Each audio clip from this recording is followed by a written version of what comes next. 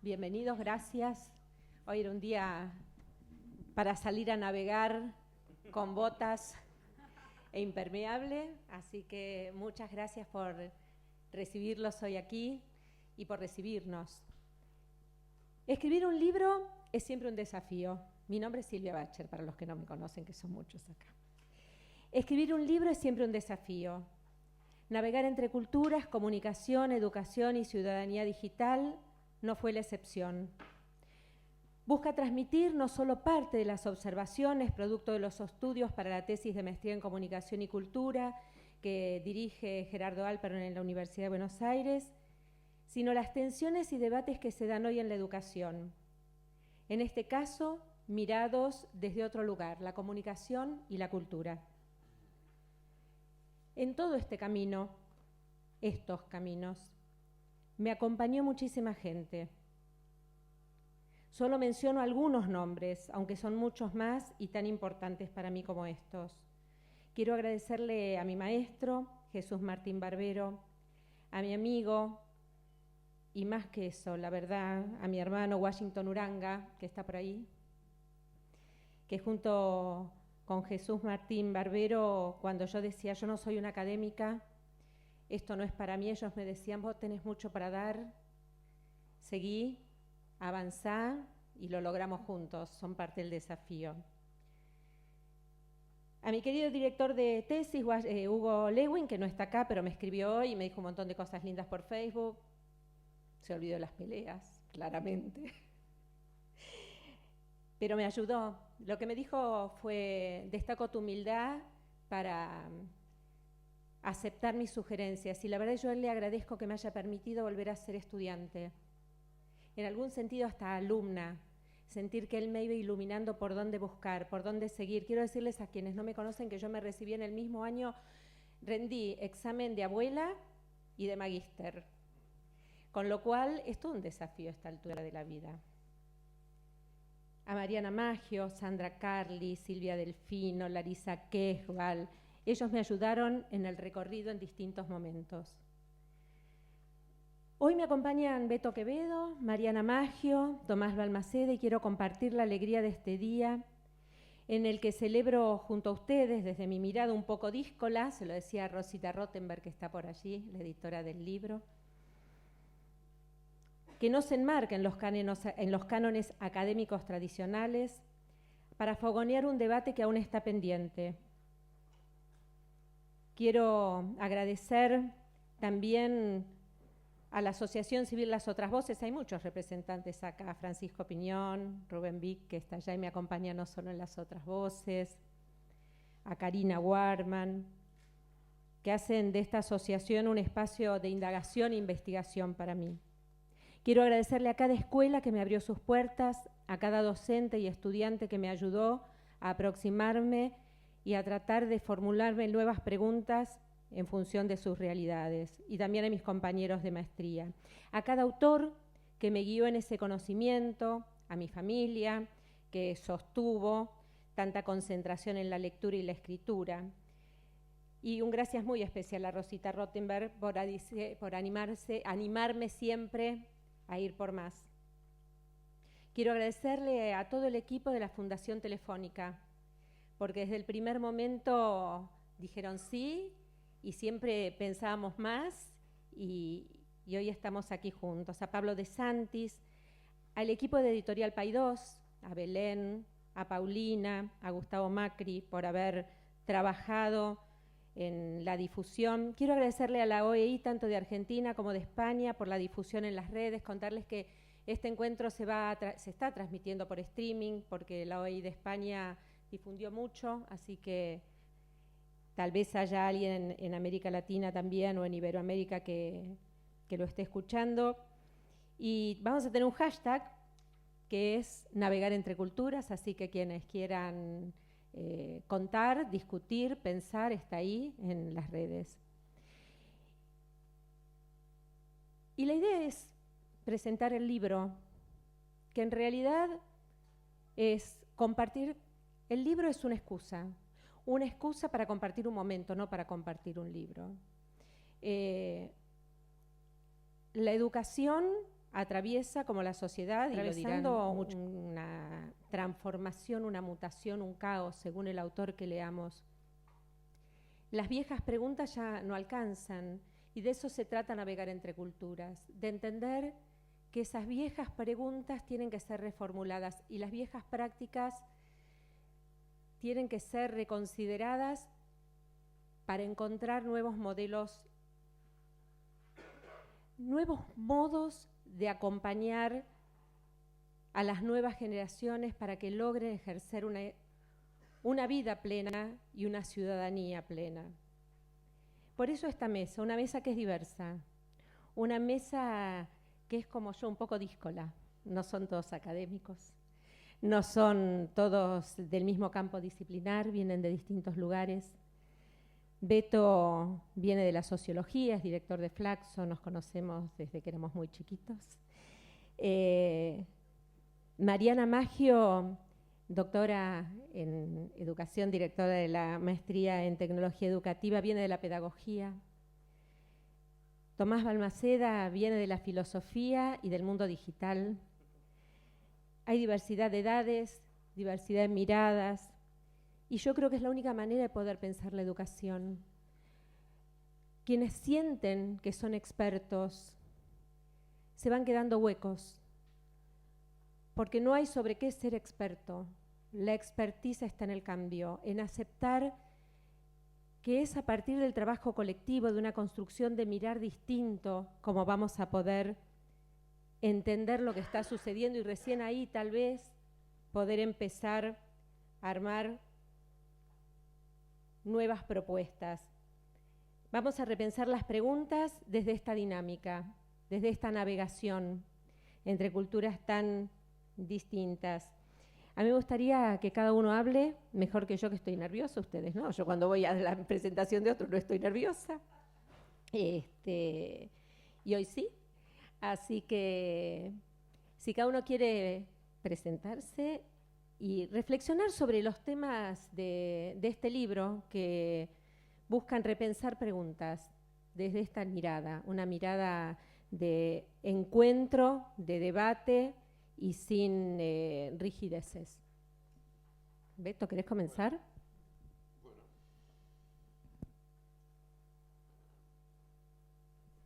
Bueno, buenas tardes a todas y todos. Muchas gracias a Silvia por esta invitación y me encanta el panel que me ha tocado.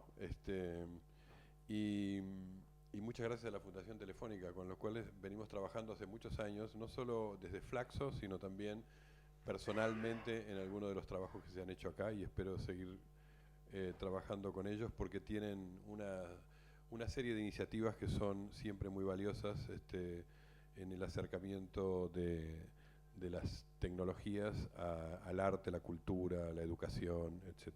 Así que muchas gracias. Yo hice los deberes, Silvia, porque como yo pertenezco al mundo académico, me dijeron, tenés que comentar el libro de Silvia. Yo leí tu libro y lo voy a comentar, así que no voy a hacer reflexiones así en general. Todavía. Bueno, alguna cosa voy a decir. Y además les voy a contar una cuestión. Yo tengo que ponerme los lentes para leer, porque lo que preparé está escrito en Arial 12. Entonces recién me preguntaba, ¿cómo hace Silvia para, sin lentes, leer? Y veo que tiene Son tecnologías que hay que aprender. Yo todavía uso estas tecnologías. Bueno, la primera cuestión. Yo lo primero que diría del libro de Silvia es que forma parte de un eslabón de algo que Silvia viene haciendo hace un tiempo y reflexionando hace un tiempo, tanto de su tarea académica o profesional, llamémoslo así, como periodística. Este libro está conectado con el libro anterior, Tatuados por los Medios, que tenía también una serie de preocupaciones que están acá y que para mí están definidos por ella misma de esta manera, como es este campo, este territorio de encuentro entre la cultura escolar, la cultura juvenil y las nuevas tecnologías. Ella lo define así y me parece que se mueve dentro de ese territorio, ¿no? La segunda cuestión que diría del libro es que cómo está construido, ¿no? Porque está lo que ella investigó, trabajó, escribe, reflexiona, etcétera, pero tiene una costura hecha con un conjunto de textos que son buena parte de los especialistas que trabajan en este campo, no solo Martín Jesús Barbero, sino muchos otros especialistas que trabajan en este campo, y por lo tanto el libro mismo tiene un sistema de citas importante que a cualquier lector le serviría puede funcionar como un hub que puede, digamos, llevar a muchos otros lugares el libro, ¿no? De hecho, a mí algunas citas que trajo me llamaron la atención, de decir, tengo que volver a ese libro o ir a ese libro que no leí o cosas por el estilo. Una vez Humberto Eco dijo que un libro puede servir por dos cosas, por lo que dice el libro o por la bibliografía que trae, ¿no? Bueno, este tiene las dos virtudes, digamos. Tiene una buena bibliografía y tiene una buena reflexión, o sea que vale la pena leerlo. Y se lee bien, además, así que yo la felicito a Silvia por esa capacidad también. Decía que están estos tres territorios. Ella comienza a trabajar con el territorio escuela, ¿no? Eso también me parece interesante porque yo diría que Silvia comienza por un debate que es un efecto que hay que producir hoy y que creo que todo lo que hablamos y conocemos y estamos en el mundo de la escuela, yo también pertenezco al mundo de la escuela, estamos bastante acostumbrados a escuchar los diagnósticos que tienen que ver con la crisis de la escuela, con la necesidad de repensar la escuela, etc. A mí me parece que eso es muy importante hacerlo. No siempre es fácil hincarle el diente a ese tema, no es sencillo, pero todos estamos convencidos de que ese dispositivo que se inventó no hace mucho tiempo, porque el dispositivo escolar que conocemos tiene 2 siglos, digamos, así como se dice que la niñez o la infancia es un invento del siglo XVIII, yo diría la escuela que nosotros conocemos es un invento también reciente, es del siglo XIX. Y como tal dispositivo de enseñanza-aprendizaje, es parte de estas transformaciones que están viviendo las sociedades, y yo creo que también es difícil, no es sencillo resolver cómo se van a producir esos cambios en la escuela. Uno, en general, yo creo que en la prensa y en muchos lugares que escuchamos el tema de la crisis de la escuela, lo reducen a dos cosas que me parecen poco significativas para esa otra crisis, ¿no? La primera es, voy a decirlo mal y pronto porque tengo 15 minutos para hablar. La primera es, los niños no leen, ¿no? Que es como un fantasma recorre el mundo, los niños no leen, ¿no? Yo me pregunto siempre, ¿los adultos leen? O sea, el niño que llega a la casa, ¿encuentra al padre leyendo a La condición humana de Hannah Arendt, por ejemplo? ¿O lo encuentra leyendo La Nación? No sé, para decir otra cosa. Bueno, esa es un fantasma. Y el otro es que el problema en la escuela es la disciplina, ¿no? Y me parece que eso obtura muchas discusiones que tiene que haber sobre la escuela que no tienen que ver con esto, tienen que ver con cosas más complejas de esto que digo, los dispositivos históricos de enseñanza-aprendizaje, etc. Bueno, otro de los temas que está involucrado ahí en el libro es justamente pensar de dónde vienen esto que es la crisis de la escuela. Y una cosa interesante es que Silvia no lo remite solamente a esto que nosotros creo que sí tenemos que ponerlo, que tiene que ver con, bueno, las nuevas tecnologías hoy estructuran el mundo de la escuela, el mundo de los jóvenes, el mundo de la cultura juvenil y de sus prácticas culturales con sus maneras de aprender el mundo de una manera diferente, ¿no? Pero no es solo eso. A mí me parece que es interesante los otros temas que están involucrados. Primero, el tema de la familia, ¿no? Que Silvia también lo señala en el libro. Las transformaciones que viven hoy ese otro dispositivo, familia burguesa del siglo XVIII, no sé, del siglo XIX, también instituciones bastante recientes, digamos, ¿no? Que está en una transformación muy grande. Y digo la familia especialmente porque la escuela moderna, la que nosotros conocimos, la escuela del siglo XX, voy a llamarle así, esa tenía un gran aliado en la familia, tenía muchas expectativas sobre su alianza con la familia, ¿no? Y me parece que eso está en crisis, ¿no? Es ese otro territorio, ¿no? Yo le voy a sumar dos cosas más que no están mencionadas en el libro, pero que me parece que de algún modo sobrevuelan esta misma discusión, que una es una nueva distribución social del poder. O sea, vivimos en un tiempo de ruptura de jerarquías y de horizontalización de los vínculos sociales, que va más allá de la escuela y que va más allá de estos dispositivos de enseñanza-aprendizaje, pero que impactan en la escuela, ¿no? Y que tienen bastante que ver también con el modo en el cual los jóvenes, los chicos se posicionan frente a eso que hay tanta preocupación en muchos periodistas, que es la disciplina escolar o cosas por el estilo, ¿no? ¿Cómo volver a restituir una palabra escolar, no por la autoridad, sino por la seducción? Ese es un desafío que está ahí presente, ¿no? Y lo último que diría es que también hay en nuestras sociedades esto que fue diagnosticado en el siglo XIX, que es el constante proceso de igualación de condiciones.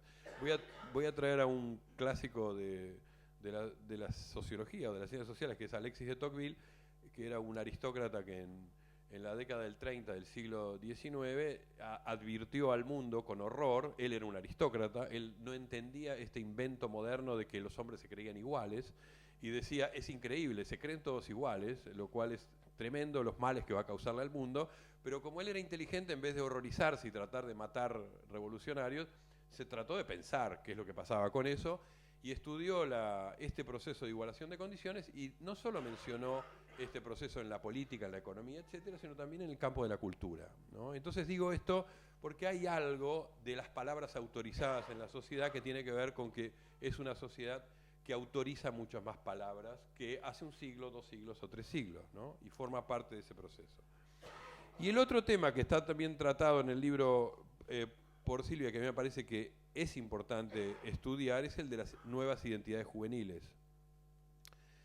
A ver, el tema de las identidades es un tema enorme y que es parte de un debate ineludible de hoy, ¿no? Ahora, el adolescente, dice Silvia, tiene una identidad en permanente construcción. Yo coincido, solo que yo lo sacaría del adolescente. Diría, hoy el ciudadano tiene una identidad en permanente construcción. Asesinando a Bauman en un minuto, yo diría, si las sociedades sólidas, las sociedades de identidades fuertes, prestadoras de identidades, fueron esas sociedades modernas, construidas ahí, no hace mucho tampoco, siglo XVII, XVIII, XIX, donde, por ejemplo, ser trabajador de Alpargatas o del Banco Nación suponía una identidad fuerte en el mundo del trabajo, en el mundo de lo barrial, en el mundo de dónde iba a pasar mis vacaciones con mi familia, en el mundo de los trayectos culturales que yo tenía, ¿no? Si esas identidades que los dio la política, ser socialista a principios del siglo XX, era también pertenecer a un club, a una biblioteca, ir a comprar cosas al hogar obrero y cosas por el estilo. Si esas identidades fuertes se disuelven, como se han disuelto, yo creo que efectivamente la permanente construcción es una tarea que tiene todo ciudadano en la sociedad contemporánea. Ahora, el problema para los jóvenes es que mientras que en las sociedades modernas, yo diría, la góndola de las identidades estaba disponible y la familia era un buen puente con esas identidades, ¿no? El problema de hoy es que los chicos tienen que salir a buscárselas, ¿no? Entonces las buscan en la música o las buscan en... yo digo, usando el libro anterior de Silvia, diría, miremos de qué están tatuados y te diré dónde están sus identidades. Entonces digo, si de un lado dice los Ramones y del otro lado dice Racing, y tiene 2 escudos, las identidades fueron buscadas en lugares que no eran los clásicos de la modernidad, y además de todo eso, puede tener al Che Guevara acá en el pecho, digamos, ¿no? O sea, son mezcladas, vienen de distintos lugares, y además se combinan cosas que en otros momentos no se combinaban. Entonces me parece que esos jóvenes merecen para nosotros una atención particular, y creo que Silvia toma ese tema, ¿no? El otro tema que toma es el de las políticas públicas. A mí me importó mucho cómo lo toma eso, además, Silvia, porque yo creo que, yo dije recién, la escuela del siglo XIX-XX tuvo un gran aliado que es la familia, pero tuvo un segundo aliado muy importante que es el Estado y las políticas públicas. El Estado tuvo una concepción de escuela, ¿no? La escuela laica, gratuita, obligatoria, la escuela de igualación de condiciones también, la escuela que en un mismo lugar reunía a todos los integrantes de las clases sociales, la escuela de calidad. Es decir, hubo un proyecto escolar sostenido por políticas públicas. Hoy lo que están en cuestión también son las políticas públicas que sostienen estos proyectos actuales. No solo el proyecto escolar, digo, los proyectos de cómo es la cultura juvenil, dónde se alimenta, etcétera, y además cuánto el mercado ha desplazado al Estado como proveedor de esto, y también la mirada que tiene hoy el Estado sobre la escuela, que no es la misma que tenía en el siglo XIX o en el siglo XX. Y para las políticas públicas, a mí me parece interesante porque, así como dije, Silvia analiza el territorio escuela, después analiza el territorio identidades y después analiza el otro territorio que diría de políticas públicas. Ella menciona y estudia ahí el tema de algo que no le gusta nada a Silvia, que es que el Estado considera que algunos estados, y de ciertas maneras diferentes, diría, para no ser total, que un modo de solucionar el problema de la brecha digital fue inundar las aulas de tecnología, ¿no? Bueno, es verdad, si uno toma el caso, digamos, ella toma varios casos, ¿no? Toma el caso de Uruguay con el Plan Ceibal, Conectar Igualdad, el caso peruano, el caso chileno, el caso mexicano, etcétera, y se podrían sumar algunos otros casos más. Sin embargo, esas políticas tuvieron, por más que uno puede decir, estados que se trataron de hacer cargo de las brechas digitales y de la alfabetización digital, yo diría que tuvieron políticas diferentes, objetivos diferentes y consecuencias diferentes. Entonces sí, fueron así, fueron políticas de inundar de tecnologías, aunque la primera política fue de prohibir las tecnologías. No olvidemos que en Argentina hay varias provincias que todavía rigen leyes que está prohibido ingresar con el celular al ámbito escolar, ¿no? En la provincia de Buenos Aires o en la provincia de Entre Ríos, por ejemplo, ¿no? Por supuesto, leyes que no se cumplen, pero digamos que fue la primera reacción. Después fue inundar de tecnologías. Pero sin embargo fueron muy distintos los trabajos frente a eso, porque una cosa, yo recuerdo que estuvo acá, como este público es muy calificado, Vera se debe acordar, cuando estuvo acá la ministra de Educación de Portugal, que presentó el Plan Magallanes, creo que estuvo en la OEI, ella se sorprendió muchísimo porque ella venía a contar el plan 1 a 1 en Portugal, etc., igual que acá, digamos, y de repente dice, pero como ustedes adentro de la máquina le ponen contenidos, nosotros los entregamos con el sistema operativo, dijo, ¿no? Bueno, el Conectar Igualdad entregaba con 40.000 contenidos una máquina, y además con conectividad y con... entonces, aún siendo políticas de 1 a 1, fueron diferentes estas políticas. Y lo que hizo México, que vos lo citás, que su primera reacción fue agarrar el libro y ponerlo en una enciclopedia digital, poner pizarrones digitales y un cañón, esa fue la primera reacción de México. Y como es México, ¿no? Esto lo hicieron para 40 millones de niños, digamos, de un saque. Y además les fue mal, y bueno, retiraron esto, ¿no? Empecemos por otro lado. Fueron políticas diferentes, ¿no? Ahora, me importa mucho cómo el Estado reaccionó frente a eso, y me parece que es parte de lo que el libro también trae como interrogantes, ¿no? Insisto, ella no lo desarrolla tanto, diría, pero está ahí, es como, por eso digo, esto opera como un hub. Y para terminar, Silvia tiene una hipótesis ahí que yo también tomo, que tiene que ver con la cultura de esta época. Ella dice el desacompasamiento entre las prácticas culturales de los jóvenes y aquellos que enseña la escuela o que tiene la escuela, ¿no? Bueno, efectivamente hay algo que ocurre en el mundo de los jóvenes que no está exactamente en correspondencia con lo que ocurre dentro de las aulas. Ahora, como yo soy un hombre del siglo XIX, pero educado en la década del 60 del siglo XX, yo diría también mi escuela tenía ese desacompasamiento, porque yo tenía prácticas culturales afuera de la escuela que no tenían que ver con el adentro de la escuela también. Y que también involucraban otras prácticas culturales, lenguajes, no sé, la música que nosotros escuchábamos en la década del 60 era demonizada por la escuela. La escuela nunca fue simpática con los Beatles, que hoy son como una canción de cuna, digamos, ¿no? Bueno, pero lo llevo al otro tema, ¿no? Que es, ¿cuánto tiene? Es una pregunta que no voy a contestar y que Silvia no contesta, o sea que lo dejo acá. ¿Cuánto tiene la escuela que tomar de esas prácticas culturales de los jóvenes y hacerse cargo de eso? No hablo ahora solo de tecnologías, digo, de prácticas culturales. prácticas consumos culturales, y cuánto la escuela tiene fines propios. A ver, la escuela tiene que... Los chicos no suelen navegar en la web por páginas donde enseñan la resolución del binomio de Newton, por ejemplo, ¿no? O algún problema matemático. No suelen hacerlo. ¿La escuela debería renunciar a las matemáticas o renunciar a las... nosotros, yo decía, el fantasma de los chicos no leen. Yo no creo en eso, pero digo, la escuela debe renunciar a la enseñanza de la lengua y a la enseñanza letrada que tiene, ¿no? Del origen letrado que tiene nuestra escuela. La escuela ha modificado mucho. Yo recuerdo que cuando yo hice el secundario, a mí me enseñaban, me obligaron a aprender de memoria, no sé, por ejemplo, muchas cosas, pero por ejemplo el canto 1 de la Ilíada. Lo podría decir en este momento y los voy a evitar el mal momento, pero juro que lo podría decir. Pero también las coplas a la muerte del padre. Podría decir cosas de Cervantes. Mi papá, que consideraba que algo teníamos que ver con Francisco de Quevedo, nos obligó a aprender sonetos de Quevedo de memoria, digamos, ¿no?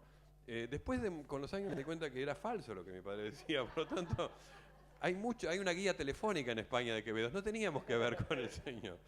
Bueno, ¿pero la escuela va a renunciar a eso? Bueno, yo creo que no, y creo que la escuela tiene que sostener sus fines y tiene que sostener sus objetivos, que no son los mismos de la industria cultural, donde transitamos todos y los jóvenes, ¿no? No son los mismos. No es fácil ese maridaje tampoco, ¿no? Ahora, lo cierto es que la escuela tiene que encontrar los puentes con ese mundo que yo creo que existen. Y voy a poner un solo ejemplo, porque voy a ir terminando, que es... Yo creo que hoy no se puede enseñar geografía de la misma manera que me enseñaron a mí. Yo creo que, no sé, Google Earth, por poner un ejemplo, es una herramienta extraordinaria de aprendizaje que no tiene nada que ver con lo que estaba disponible hace 20 o 30 años, ¿está bien? Entonces creo que ahí sí hay maridajes posibles, ¿no?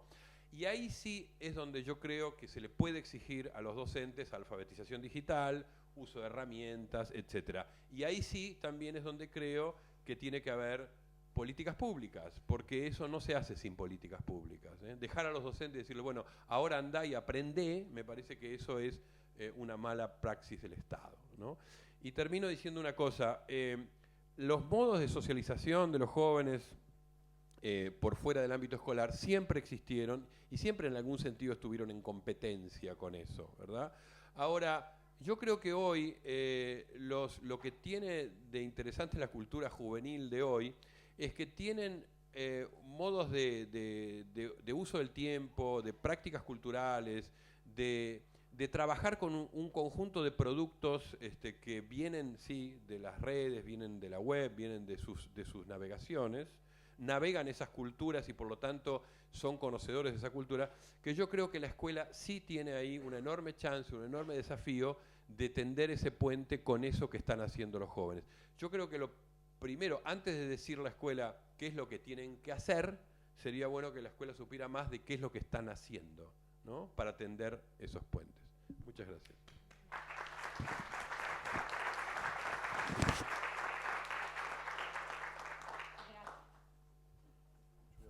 Gracias, Beto. ¿Qué es el teléfono o el micrófono? Muy bien. ¿Se apagó? Allá. Es la gente que está allá, el Big Brother. Cuando después de escuchar los tres profesionales, colegas que nos acompañan, va a haber espacio para preguntas. Voy a preguntar ahí. Simplemente hablaste de tatuados por los medios y en el final de la exposición recordé la primera frase de ese libro, que es un proverbio jesuita muy antiguo, que dice: para enseñarle latín a Pedro hay que saber latín, pero también hay que saber Pedro. Creo que es un poco, ¿no?, lo que estabas planteando. ¿Quién sigue? Mariana Maggio, doctora en educación, directora de la maestría en comunicación, en tecnología educativa de la Universidad de Buenos Aires. Hola, sí. Bueno, primero, gracias por la invitación y qué placer estar en este panel y con tantos amigos queridos que están por acá. Silvia, a mí me encantó leerte, estoy más acostumbrada a escucharte y me encanta que el libro empiece con un chiste. Me parece que eso habla de vos, de tu sentido del humor, de tus búsquedas, también de la invitación, ¿no?, que configura navegar entre culturas. Y creo que es bien interesante el chiste en relación con un libro que de alguna manera es una reescritura de una obra académica que suele ser muy dolorosa y me tocó en parte acompañarte como es una tesis, en este caso una tesis de maestría que celebramos. A mí me parece que agarrar un documento que puede ser bastante árido como una tesis en algún punto y hacer de esto un libro hermoso, fluido, que da ganas de seguir devorando, tiene un mérito enorme. Y creo que ahí el mérito aparece como, desde mi punto de vista, en la perspectiva de quien como comunicador articula sentidos, ¿no? Me parece que se ve tu mano ahí, que tanto nos ayudas a las conversaciones. Yo creo que acá está la mano de quien sabe comunicar y quien sabe comunicar entendiendo la agenda del debate, ¿no? Y acá me acordaba, mientras te leía y preparaba esta presentación, de cuántos jueves o viernes que de repente buscas a los amigos y a los colegas y decís, el tema de esta semana es este, me tienen que ayudar a discutir videojuegos, y es porque esa semana ese es el tema que hay que discutir, ¿no? Entonces me parece que hay algo de este libro que entiende la agenda del debate y que lo hace con algo que lo define muy particularmente, y es articulando las diferentes voces. Y yo pensaba, de alguna manera, Quevedo lo señalaba, en todas las voces que están entramadas en este libro, ¿no? Las de los funcionarios, los representantes de los organismos internacionales, directores y directoras de escuelas, por supuesto docentes, estudiantes, los jóvenes, los medios como tales, y también los autores. Y pensaba en esta gracia que tiene el libro, que es tu propia gracia, para poner de repente a Bauman en diálogo con una maestra o con una graduada de la escuela secundaria de la Villa 31, y que eso conforme una trama que nos arma, que nos habla como en el marco de un mismo sentido. Yo te quiero agradecer eso particularmente. Me parece que siendo un libro para educación, es un libro que en el espíritu de tus otras búsquedas articula las otras voces, y me parece que eso es maravilloso. Yendo al libro particularmente en lo que nos dice, ¿sabes qué me llama muchísimo la atención? La palabra, todas las veces que aparece la palabra tensión. Y ahí tal vez le podríamos pedir a Rosita que nos ayude con la editorial a hacer un recuento. Yo creo que si tuviera que decir cuál es la palabra que más aparece sin usar el contador de palabras, diría que es tensión. Y me parece que está bien, creo que es un libro que habla de un momento de tensión. Y yo pensaba, ¿cuál es el concepto con el que articula la palabra tensión? Y no sé si esto es efectivamente así, pero creo que tiende a ser encuentro, ¿no? Si yo tuviera que organizar un par, diría que la contracara de la tensión en este libro es la posibilidad de encuentro. Y ahí vos hablas de la cultura juvenil, la cultura digital, la cultura escolar. Y en uno de los tramos que a mí me resulta más interesante, por un sesgo del oficio que tiene que ver con la escuela, aparecen algunas definiciones contundentes, ¿no? Una es la idea en este navegar de naufragio, y ahí te voy a citar. Espera. Acá nos dice Bacher, la sociedad y la escuela como parte de ella, en tanto naufraga en las relaciones de autoridad, se resiste a aceptar que emergen nuevas subjetividades y nuevas formas de producción y circulación de los saberes. Desde los estados se ha buscado resolver esta conflictividad con la incorporación de más y más pantallas, pero sin identificar las transformaciones que la escuela precisa asumir para reconstruir su sentido. Y ahí, digo, siguiendo en esta, digo, uno se pregunta, ¿puede ser peor? Sí, puede ser peor, les juro que puede ser peor, porque 2 páginas más adelante, Bacher habla directamente de los manotazos de ahogado, que yo no podía dejar de vincular con el naufragio. Era todo me hacía, ¿viste? Todo me cerraba perfectamente. Dice, la escuela busca mantenerse a flote en un mar de apenas unos pocos centímetros de profundidad, dando manotazos de ahogado. Intenta sin éxito replicar estrategias que quedaron huecas. Y ahí, digo, nos planteas preguntas, hay muchas preguntas a lo largo del libro. Creo que se podría hacer una lectura bien interesante, una tercera, cuarta lectura, recogiendo solamente las preguntas que quedan abiertas, ¿no? Nos preguntas de qué modo perforar el desinterés o la reticencia de muchos adultos por conocer los modos en que circulan y se entrelazan las nuevas prácticas culturales, fundamentalmente las juveniles. La escuela recibe sujetos que desconoce.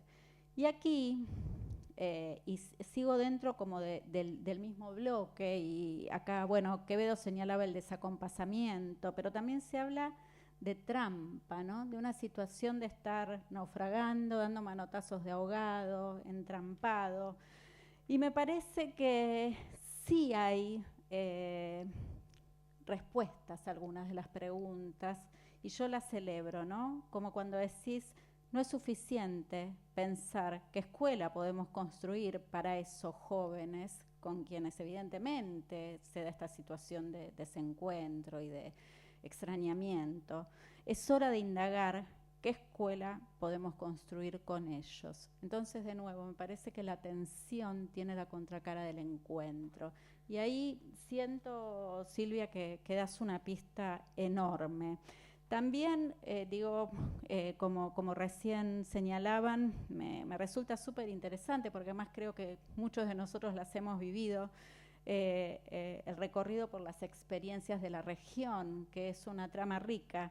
Y solamente quiero hacer un señalamiento respecto de ese recorrido para no insistir en algo a lo que Quevedo ya se refirió más extensamente, pero la historia se inicia con Logo y termina con los dispositivos móviles, ¿no? Creo que eso genera una perspectiva interesante desde el punto de las políticas públicas, ¿no? Como que quedan en algo contenido en esas 2 situaciones que hablan también de cambio cultural, especialmente en lo que refiere a estas aulas, donde se hizo tanto esfuerzo por generar programas de acceso y donde al mismo tiempo los chicos estaban llegando, en algunos casos, por no decir en la mayoría, con teléfonos celulares, y con teléfonos celulares con funciones muy, muy sofisticadas. Me parece que aparece algo interesante, muy interesante, cuando incursionas en la trama. Además me resuena mucho, Silvia, yo no sé si te lo acordás, pero a lo largo de nuestra vida se nos dan esos entrecruzamientos raros. Nosotros con el equipo publicamos un trabajo que se llama La trama de conectar igualdad, y que comparte algo prácticamente idéntico en términos del enfoque, que es que parte de recuperar las voces de los docentes. Y es todo un capítulo que empieza con esas voces casi textuales de los docentes, que desde nuestra perspectiva es el mejor modo que tenemos de construir conocimiento para referirnos a las prácticas de la enseñanza atravesadas por la tecnología, ¿no? En términos interpretativos. Cuando hablas de los docentes, hay algunos tramos también, ¿no? que generan como esta suerte de conmoción al lector, la soledad, la desazón. Me parece que vuelve a irrumpir en la escena la tensión, y una tensión que desde mi punto de vista ubicás muy precisamente en el problema de la formación inicial, que sigue siendo en muchos sentidos clásica, que sigue siendo en muchos sentidos disciplinar. Señalás algunas contradicciones que a mí me parecen totalmente oportunas, ¿no? Esta de decir, bueno, insistimos en ir por el conocimiento correcto, cuando en realidad estamos esperando, y eso sí tiene que ver con los fines declarados, que se formen sujetos críticos. Entonces, bueno, ¿con qué nos quedamos, no? Y me parece que lo señalas bien como contradicción. Pero lo que a mí me parece totalmente oportuno, y creo que es, si querés, ese es mi aprendizaje más fuerte en relación con la lectura, es que de la escucha y del reconocimiento de esa situación de desazón, se sale con trama, se sale con red, se sale, ya creo que superamos el naufragio y se sale cruzando fronteras. Y vos subrayás esa expresión, ¿no? Los docentes como cruzadores de fronteras. Una escuela, decís, que cobra sentido en el encuentro. Y a mí me encanta que digas eso, que comparto. Creo, Quevedo lo señalaba, que hay un mensaje a las políticas de Estado, ¿no? Y creo que dialoga con los esfuerzos enormes que hizo la región en materia de inclusión y de acceso. A los que señalás que todavía tenemos que seguir diseñando, agregando, pensando espacios de reflexión, de experimentación para los docentes. Claro, uno tiene que, para que la trama se construya, hace falta eso, hace falta tiempo para tiempo de dedicación, reflexión, para que la construcción colectiva tenga lugar. Y me parece que la atención y el esfuerzo por el acceso, que en alguna medida desplazas una crítica, creo que se balancea cuando la política articula estructuradamente y sostenidamente en el tiempo esos espacios que son de creación como colectivo. Yo la voz incompleta, te referís a la voz del docente como una voz incompleta, que es una idea que me gusta mucho, una voz incompleta que se completa en una trama con otras y otros, ¿no? Y que es la que despierta la llama del trabajo colaborativo. No quiero extenderme demasiado, evidentemente hay todo un desarrollo que refiere a los jóvenes. A diferencia de tanto planteo crítico que escuchamos acerca de los jóvenes que no leen, como decías, Silvia habla de los jóvenes que cuando son acompañados se constituyen en ciudadanos, como los chicos del shopping de Brasil. Hablas de los booktubers, hablas de la creación en plataformas de colaboración, y me parece que es tan distinto ubicarse a reconocer al sujeto en su otredad y trabajar con eso, ¿no? A lo que normalmente escuchamos. Y de la comunicación en todo sentido como oportunidad. Me parece que esa es una de las cosas, yo creo, esa comunicación como oportunidad, es la construcción del encuentro, y vos reivindicás el derecho a la comunicación, que por supuesto compartimos, pero creo que hay algo de esa comunicación como encuentro sobre la que insistís, que tiene que ver, para mi gusto, con construir una trama donde la navegación entre lo distinto se reponga como trama de sentido a partir del diálogo. Y tal vez ese es el derecho en serio que tenemos que destacar. Me parece, Silvia, y ya para ir cerrando, que hay algo interesante en términos, yo abrí diciendo, bueno, el reconocimiento de la agenda de época, y me parece que este libro habla articuladamente con otros autores que muchos de nosotros también leemos, ¿no? Bueno, claramente con Martín Barbero. Hay una gracia aparte, porque no solo hablan, uno diría normalmente la autora habla con, no, ella habló en la realidad, lo hizo hablar de caos, y yo voy a acordarme de ese día siempre, Silvia, o sea que vos hablás en el libro y hablás en la realidad, lo cual no todo el mundo tiene el lujo de poder hacer. Hablas con Bauman, estos días estoy leyendo así como fanáticamente el libro de Morén, El Manifiesto para Cambiar la Educación, y creo que cuando Morén señala que nuestra responsabilidad como educadores es formar en la vanguardia, creo que de alguna manera dialoga con este libro, ¿no? Reconocer al joven como otro y pensar en lo que viene. Me quedo pensando lo de la cultura letrada, ¿no? Creo que podríamos conversarlo. Me parece que hay algo también de reconocer el tiempo que cambia, que este libro definitivamente retoma y que se ubica en una conversación prolífica con otros autores del momento, que creo que va a seguir dialogando. Pero no puedo cerrar sin decir que además creo que este libro, y Silvia habla con Dante, ¿no? No solo habla con los jóvenes, habla también con los chiquititos, con los pequeños y con las pequeñas.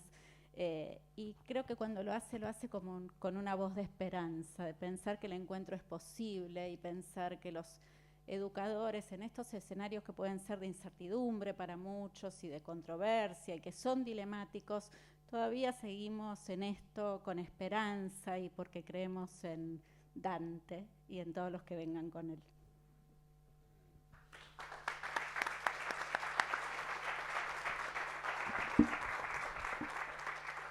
Bueno, para quienes no sepan, que son la mayoría, Dante es a quien está dedicado este libro y es mi nieto, que es el que andaba por ahí diciendo, ya, ¿cómo me llama? Claro, me llamaba, pero bueno, se fue por ahí. Y yo creo que por un lado, quienes abrazamos la comunicación, quienes abrazamos la educación, y todos los adultos tenemos el desafío enorme de pensar en esas personas.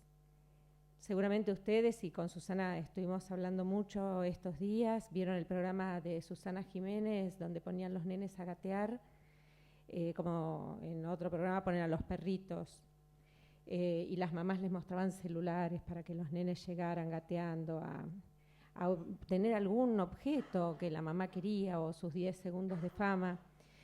Y me parece, no es, por supuesto, hay una responsabilidad de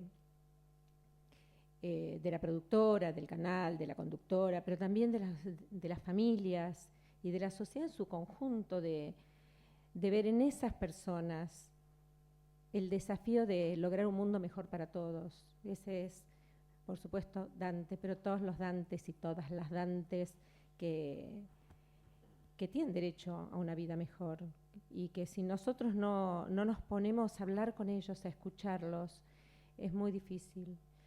Después seguimos con los comentarios y las preguntas de todo lo que están diciendo. Tomás Balmaceda es filósofo, es doctor en filosofía de la Universidad de Buenos Aires, es profesor de la Universidad de Buenos Aires en UBA 21, da clase hoy decía para cerca de 7.000 alumnos, pero ahí está Claudia Lombardo, directora de UBA 21, bueno, pero aparte es tuitero, es instagramero, tiene miles y miles de seguidores. Uno ve todo el tiempo otra manera de contar que en una a priori no parece cercana o entramada con la filosofía, pero Tomás Balmaceda, con su doctorado en filosofía, logra encontrar ese camino.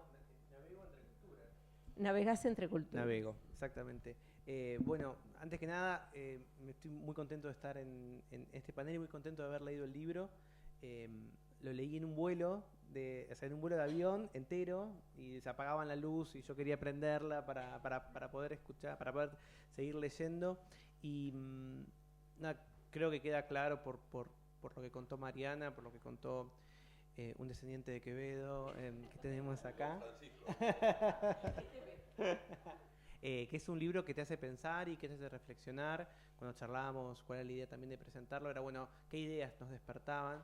Yo nací en 1980 y aparece el logo en el libro, que era una tortuguita, que yo cuando era chico jugaba. Mi papá, cuando yo era muy chico, me compró una Commodore 64, que es una computadora que quizás muchos de acá tuvimos, y yo compraba, en realidad mis viejos compraban el diario La Nación, que en ese momento traía un suplemento infantil que traía una columna de logo, y era simplemente aprender a programar pequeñas instrucciones para que esa tortuguita hiciera un dibujo, unos dibujos horribles, muy chiquitos, muy feos, pero que yo le ponía, claro, yo hacía una casita y me ponía mucho sobre eso. Y sobre el final de la década del 90, cuando estaba en el secundario, yo soy de la ciudad de Campana, que queda a 70 kilómetros de acá, en la provincia de Buenos Aires, tenía informática.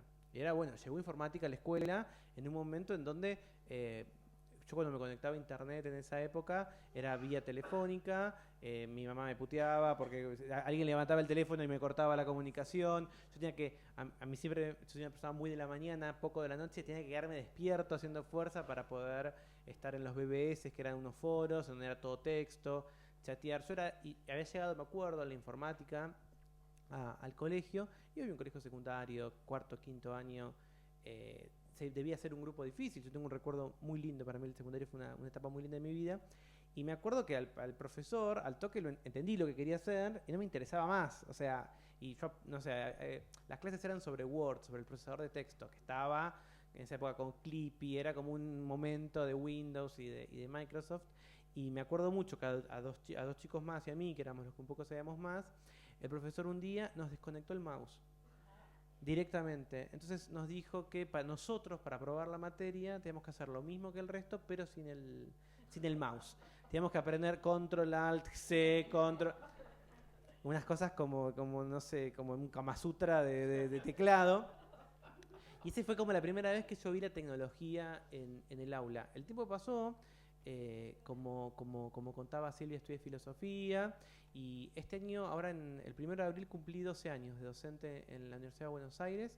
Empecé en el CBC, hoy estoy también en la carrera, soy JTP de una materia de PUAM y tengo toda esa carga un poquito snob. ¿De PUAM quién es acá? ¿Alguien? ¿Hay mucha gente de PUAM? Bueno, tenemos que hacer algún mea culpa. Arranco por mí, después si quieren, tipo como un grupo de ayuda, nos presentamos y contamos. Los puaneros tenemos nuestras cosas y una de esas cosas es realmente algo que no está para nada mal, que es mucha reflexión sobre algo, ¿no? Mucha reflexión meta. Y cuando yo arranqué en el CBC, sigo estando en el CBC porque estoy en UBA 21. La verdad que a mí también me intrigaba cómo eso era la tecnología puesta en la educación. Y me tocó entrar a UBA 21 y conocer un mundo que para mí era nuevo, en donde estamos con mucha experimentación. Me da cosa porque está Claudia acá, pero todo lo que voy a contar es verdadero, voy a contar luces y sombras también de ahí. Hoy vengo, como contracia, hoy le tomamos final a un montón de chicos. Y por ejemplo, este año comenzamos un programa en donde explicamos algunas de esas... algunas de las temáticas de este programa, que es un programa de educación a distancia para que hagan las primeras materias del ciclo básico común por Facebook Live.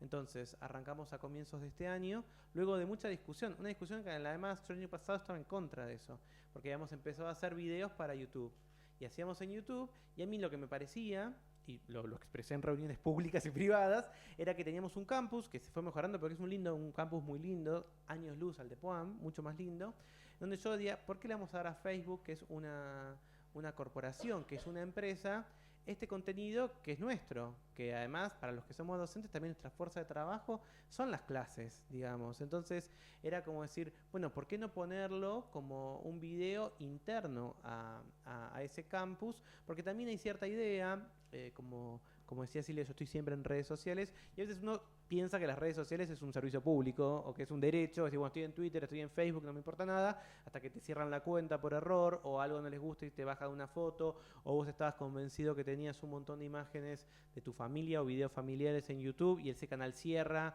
o alguien dice que hay un problema de copyright por una canción y te lo bajan. Entonces, yo siempre estoy muy atento a eso y me parecía que, digo, darle mi fuerza de trabajo a Facebook no me gustaba. Lo peleé todo el año pasado, perdí la pelea, y este año empezamos a hacerlo por Facebook. Y es una experiencia única. Y la verdad es que es una experiencia... Yo el lunes voy a dar de vuelta una tutoría. Di una el lunes pasado.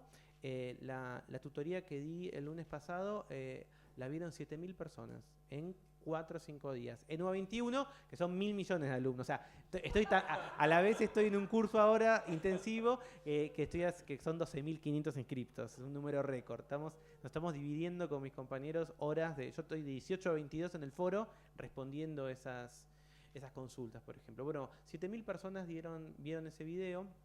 Y eso, por eso cuando leía tu libro, para mí lo principal y lo que más me hizo pensar es, aparece mucho esta idea del aula, y este aula en crisis, en tensión, naufragando, vamos a usar las imágenes, y yo también anoté algunas cosas importantes de que para mí lo central del libro es, como estamos demostrando aquí en esta presentación, es que te hace pensar. Porque para los tres es imposible presentar el libro sin contar nuestras mismas ideas, porque todo el tiempo es provocador y todo el tiempo te muestra más de una posición y vos inmediatamente tratás de quedar cuál es en ese espectro, dónde está tu ubicación. Y por otro lado, no es un libro para docentes, o sea, es para docentes, pero lo pueden leer los alumnos, lo pueden leer la familia, lo puede leer la sociedad. Y para mí es interesante ver cómo esta idea de que el aula es un profesor frente a unos alumnos se rompió.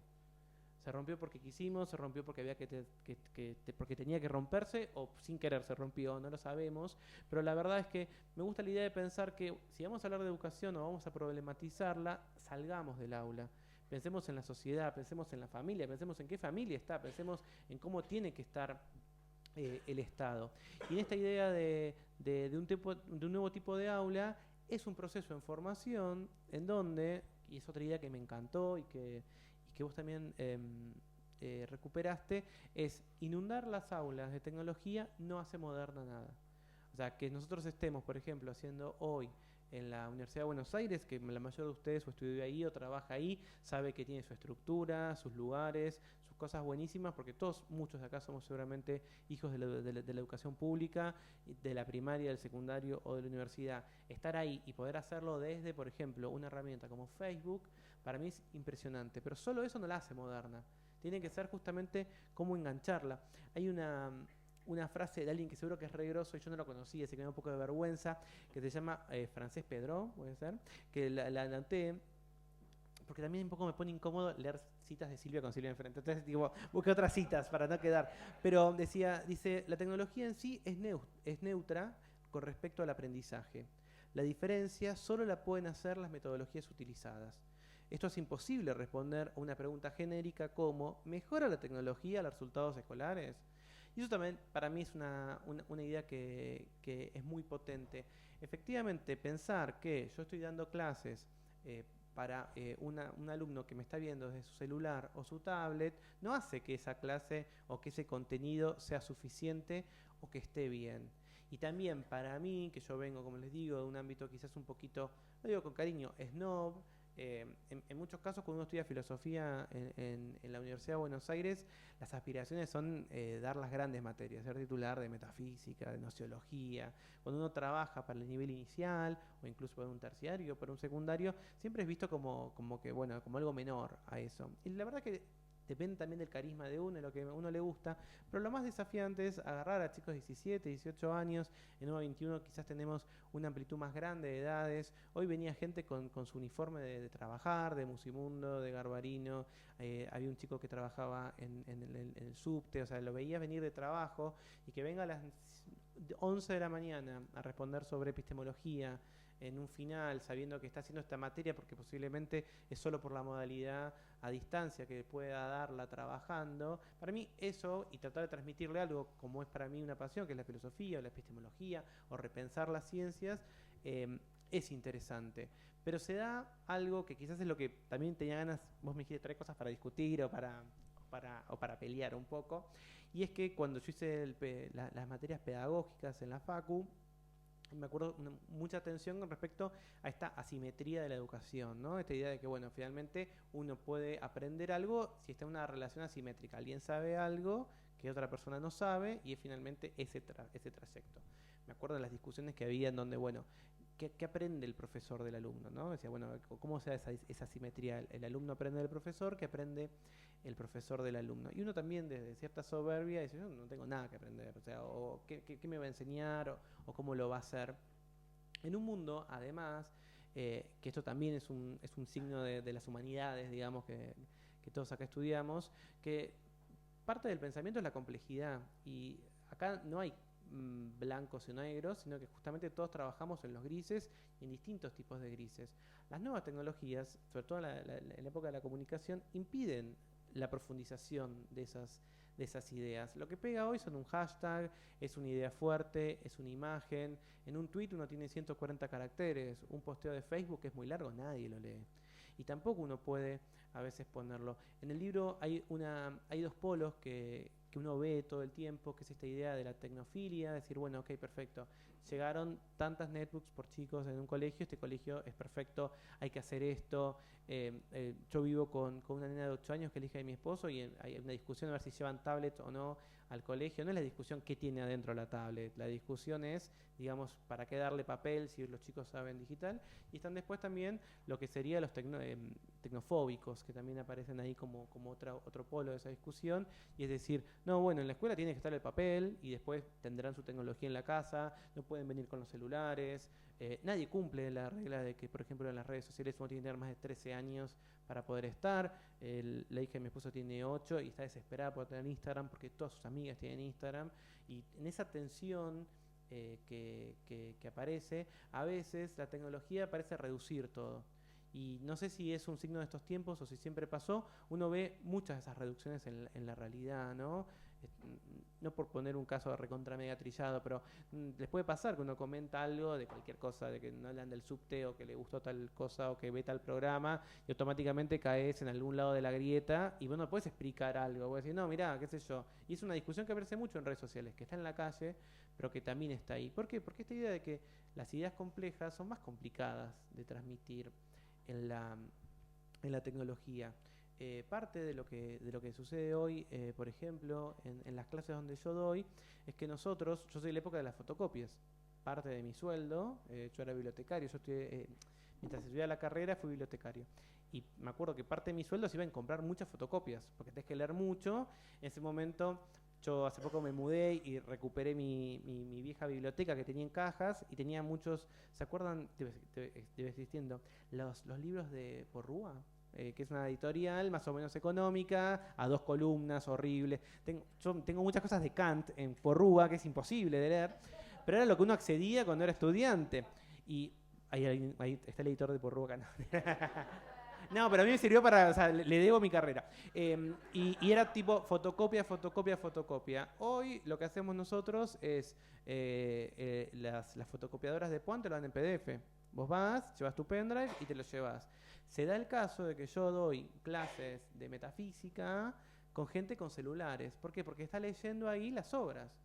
O sea, tiene ese texto.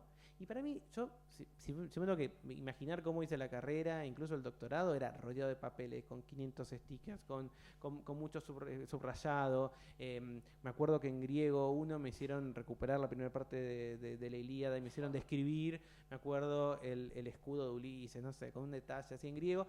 Y yo era malo para la memoria, pero recordaba la parte de la fotocopia donde estaba. Entonces, en el ángulo superior decía algo y trataba de recordarlo. Y hoy es otro tipo de habilidad la que tienen esos chicos que vos le estás dando clase y están mirando el celular. El misterio es, atrás de ese celular hay un WhatsApp, está Facebook o está el texto en PDF que se descarga. O mismo nosotros en el programa Intensivo 21 no tenemos material de papel. Todo el material es en digital, es un PDF. Entonces, yo también, otra pelea que perdí, era que cuando contaron eso, le digo a Claudia, porque son todas cosas que yo puteaba en las reuniones, yo decía, pero no tienen tablet los chicos, tienen que estar en fotocopias, porque el que no tiene una tablet, y no me da cuenta que era el celular, y que el celular lo tenían todo el mundo, pero para mí, que soy de la generación de la computadora de escritorio, yo decía, bueno, la única manera de leer un libro digital es con un ebook reader o con una tablet, y finalmente es que todos tienen un celular, y un PDF, más o menos cualquier celular lo lee. Entonces, en esa función está. Y solo porque estoy siendo un poco, me anoté cosas, pero estoy siendo un poco disperso. Pero con respecto a lo de la simetría, esto quería comentar, de pensar, bueno, si es necesaria esa simetría o no en la educación. Hay un fenómeno, aparece en el libro, y yo lo vengo viendo mucho, que es el de los youtubers. Posiblemente acá muchos ubiquen, o por ustedes mismos, o por sus hijos o sobrinos, a los youtubers. Posiblemente Dante, si le damos una tablet, ubique el loguito de YouTube y sepa, por ejemplo, yo tengo una sobrina de 2 años experta en pasar a los avisos, viste que aparece la publicidad y un cartel chiquitito que dice Skype, bueno, mi sobrina tipo Skip le pone al toque. Hay algo interesante de los youtubers, que es una manera en donde también uno puede compartir esa información, y es que hay una cierta mímesis, y eso me parece que es algo que también marca la manera en que esta nueva generación se transmite. Cuando uno ve los youtubers, a diferencia de los ídolos cuando éramos chicos nosotros o cualquiera de nosotros en la televisión, en el cine, que eran todos bonitos, divinos, perfectos, las casas de las novelas eran con escaleras y con ascensores adentro, acá todos los youtubers están en su cuarto. Y el cuarto en el que están es igual al cuarto del pibe que lo está viendo. Y el ángulo de la cámara es el mismo ángulo de la cámara de la computadora, del celular donde están. Y estos youtubers, porque yo los conozco por trabajo o porque los consumo y los veo, uno los ve y si acá entra una, no sé, la China Suárez, todos diremos, wow, qué mina, aunque no la conociéramos. Y siendo youtuber, es como cualquiera de nosotros, digamos.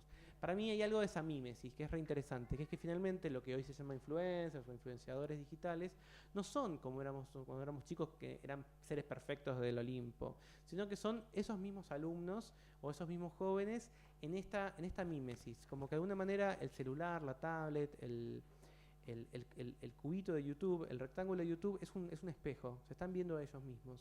Y a veces eso también para mí es un desafío a la hora de enseñar, porque uno quiere mantener esta idea de poder ser fiel a lo que uno estudió, entender. Uno cuando transmite con pasión cualquiera de los contenidos que damos en el aula, uno lo quiere también explicar con esa complejidad. Nadie quiere hacer un resumen aburrido. Uno quiere decir, bueno, mirá, esto tiene muchas aristas, acá hay varias personas que piensan distinto.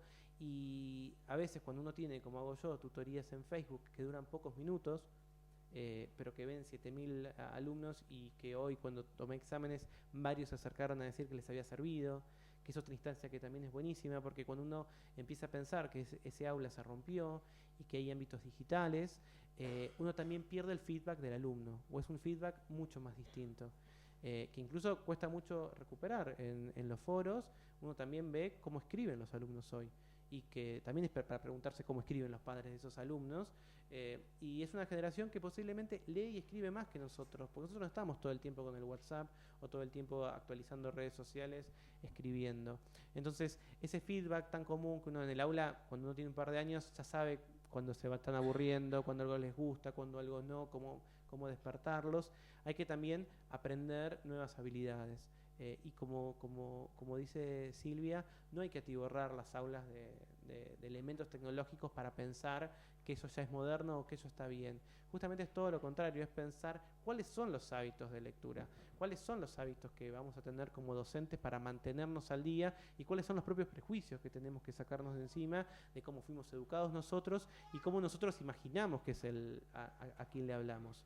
Así que la verdad para mí fue, de verdad, te lo digo de corazón, una lectura que me encantó. No soy tan del palo de la educación, pero digamos, estoy seguro que a mí me llamaron por tuitero acá, pero por todo mi bagaje de profe, no podía dejar de pensar en mi propia experiencia y en esto que uno a veces yo me acuerdo cuando tuve una época cuando era chico que leía muchas novelas del siglo XIX, que son todas como que cambia el mundo, que hay un proceso revolucionario que se viene todo abajo, y uno también siente eso hoy, ¿no? No sé si todas las épocas no se sienten a sí mismas como bisagras, pero claramente estamos en una bisagra y claramente es muy distinta la manera de dar clases cuando arranqué hace 12 años y que ahora, y la gente que tiene más años de docencia lo puede sentir y los que tienen menos también.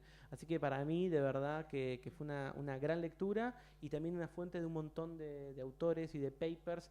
Otra cosa increíble de Internet, puedes conseguir papers. Yo cuando hice mi tesis de licenciatura tenía que buscar libros físicos y tenía que encontrarlos por todo el mundo, y alguien si viajaba le pedía que fuera a tal lado y me lo comprara. Y hoy la verdad es que uno puede tener un montón de maneras de conseguir esa información y cumplir esta idea de que el conocimiento se comparta. Así que nada, estoy muy contento de estar en este panel y muy contento de haber leído el libro.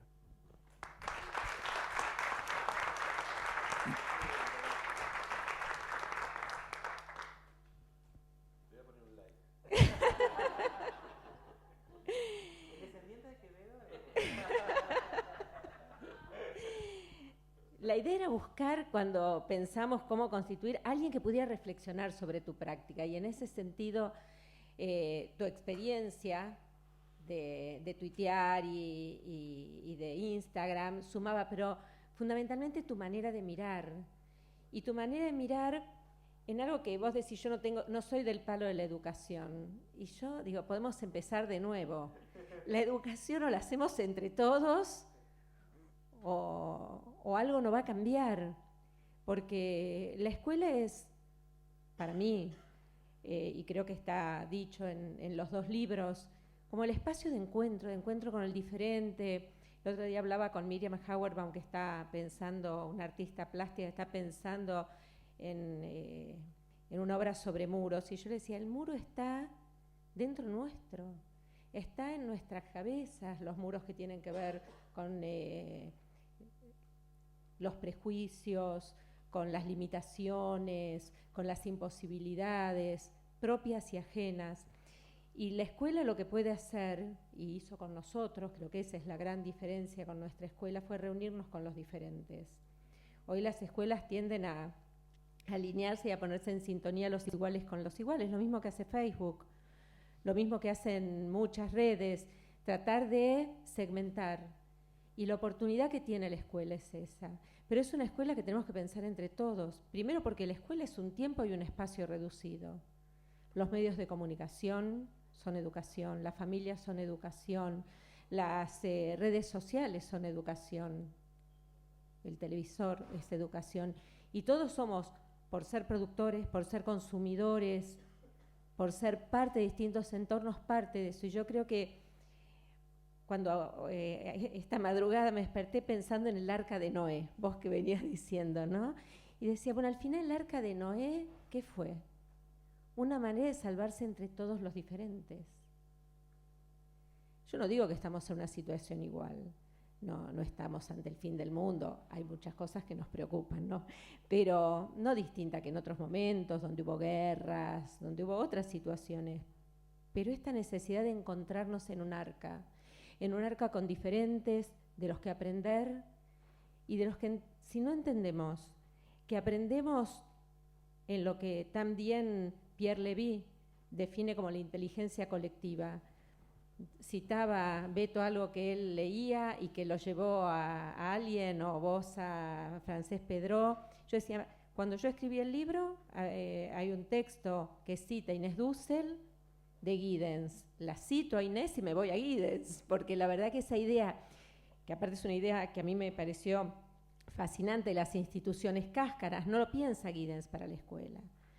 Lo retoma Inés y a mí me parece, estamos ante una institución que ha quedado vacía, estamos todos haciendo como que y pidiéndole lo que todos sabemos que no puede responder. Hay responsabilidades, no es la misma la de un docente que la de una funcionario de una política pública o la de un sindicalista, pero todos tenemos una responsabilidad. Y en ese sentido se habla mucho hoy, y si bien no es el camino que conocemos, que es el de mirar las experiencias más pequeñas, esas que definen como innovadoras y que tienen la tecnología. Hace muchos años, Beto en una mesa que presentó un documento hace muchos años, decías, y yo en la facultad no llevo computadora, y tengo que llevarla todo el tiempo. Y acá hay muchos chicos del Nacional Buenos Aires, egresados, que no tuvieron computación en la escuela. Y sin embargo, la utilizan y utilizan los celulares. Digo, ¿es necesaria? ¿Es beneficiosa? ¿Es imprescindible? No. Porque si eso lo que nos hace es mirar la tecnología y no a las personas y sus vínculos entre docentes y estudiantes, entre familias, en todo lo que sucede en esa comunidad, poco va a impactar. Se va a saturar, va a haber acceso, pero ¿qué pasa con el uso? Y creo que una de las preocupaciones que yo tengo después, esto se profundiza después de escribir el libro, tiene que ver un poco con lo que vos traías, y es que para la Organización Mundial de la Salud, la depresión, el suicidio entre los adolescentes está entre las preocupaciones más importantes. Y ahí la escuela tiene algo que decir. Tiene que decirles que ellos valen, que ellos pueden, que son imprescindibles. Cada uno a su manera, cada uno con sus posibilidades. Y se nos van yendo los chicos de las escuelas, ¿quién se los va a decir? ¿Quién se los va a ofrecer un celular? Perdón, telefónica. Solamente. ¿Quién se los va a decir? ¿Una cerveza? ¿Un porro? ¿Sí? Tiene que haber una sociedad que les hable. Ojalá fueran todos los medios, todas las redes, pero entre tanto está la escuela y la familia, por supuesto. Quería traer esta idea de la inteligencia colectiva y vos me diste el pie con esto de yo no soy del palo, sí, somos todos. Y ahora me gustaría sí abrir, si les parece, no podemos leer todo el libro, pero abrir a preguntas, a comentarios.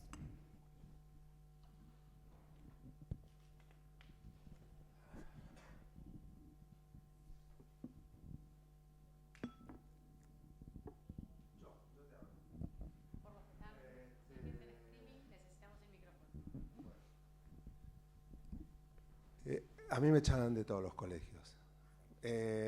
O sea, hace muchos años lo viví. No es peor, no es una cáscara, no es diferente, no está en crisis ahora. Yo lo que veo, y así quedó la Argentina para mi manera de ver.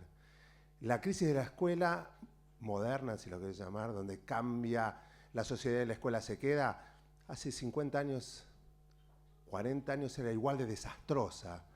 Yo tuve que estudiar por mi lado, la tecnología apenas apareció, la agarré y no la solté. Me parece excelente, me sirve, es increíble. Obviamente todo lo que ustedes dijeron es muy correcto, pero no es la crisis de hoy. Eso me resulta triste, porque ¿qué pasó con todo? ¿Antes eran buenos? ¿Antes estaba bien? La época que yo viví en la zona de San Isidro, me echaron el tercer año, un mes antes, porque leía la revista Mad. Había una ironía sobre las drogas. Y el rector, que ya me tenía entre ojos, porque era contestatario, me echó. Pero lee en inglés, le dice, es irónico, es una ironía sobre la droga. No es que yo voy no sé, a drogarme yo. Entonces, ¿ustedes creen que la crisis es hoy?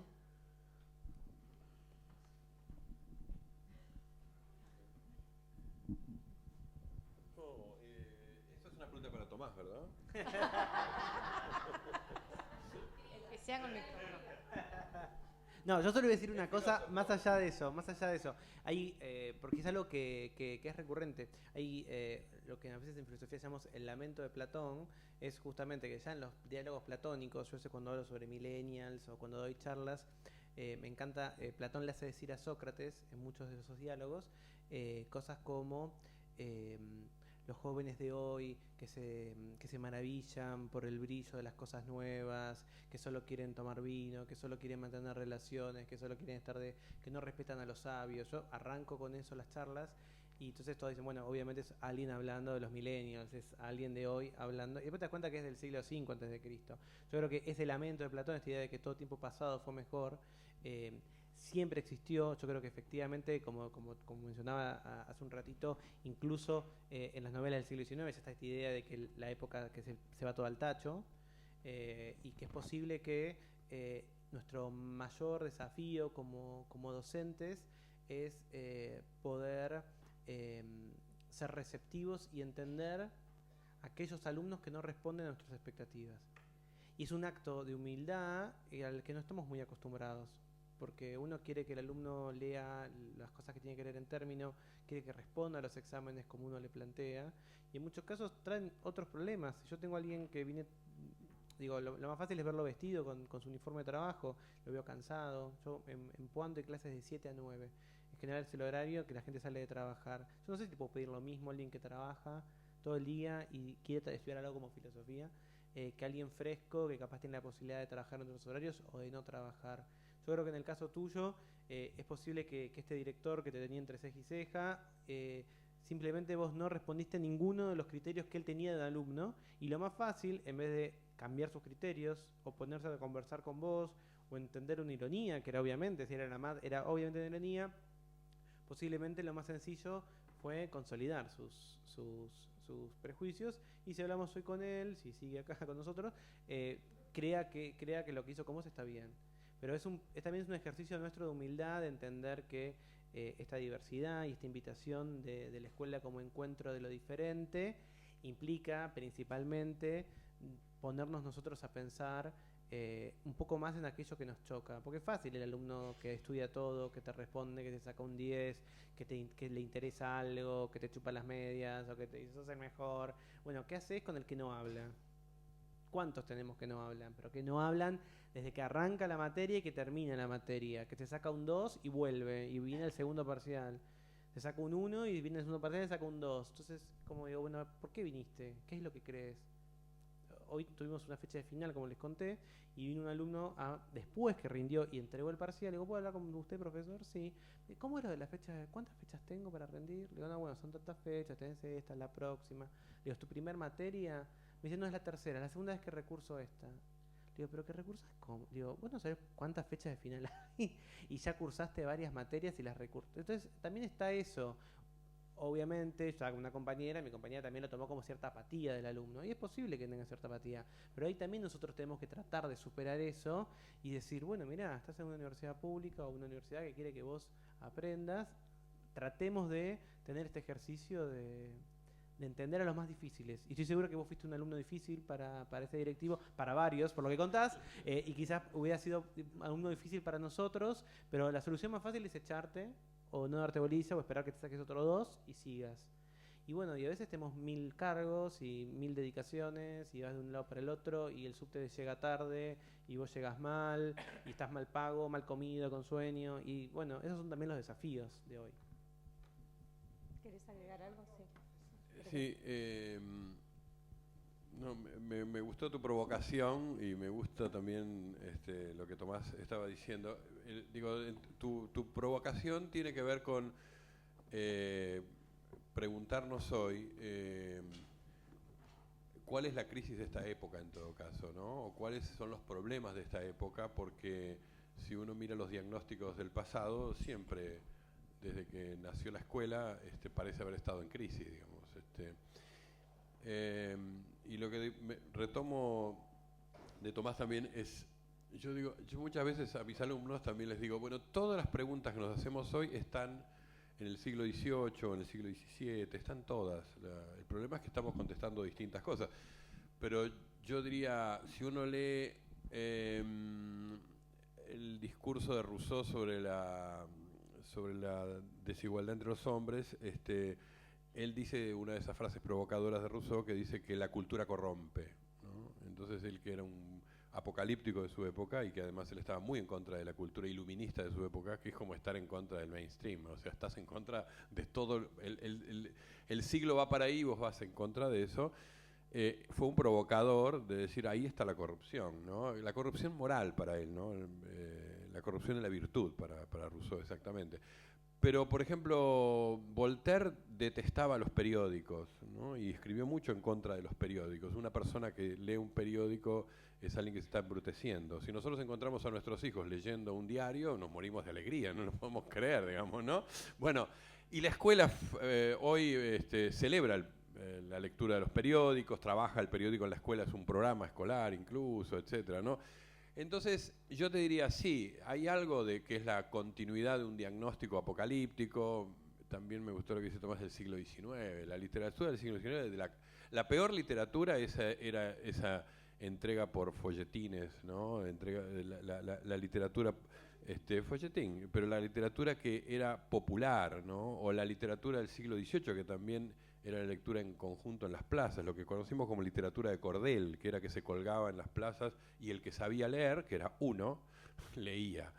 Bueno, esa literatura después se compila en un libro y uno dice Los Miserables de Víctor Hugo es un clásico insoslayable, dice la escuela. Pero si ustedes hace 2 siglos lo quemaron en una hoguera a Víctor Hugo o a Conan Doyle o a tantos otros, digo, ¿no? Pero no es la misma crisis, eso es lo que quiero decir. Estoy de acuerdo que hay preguntas, y hay síntomas, y hay diagnósticos, pero no es la misma crisis. Yo creo que hoy hay una serie de instituciones, y bueno, acá fueron nombradas varias, voy a retomar solamente la familia.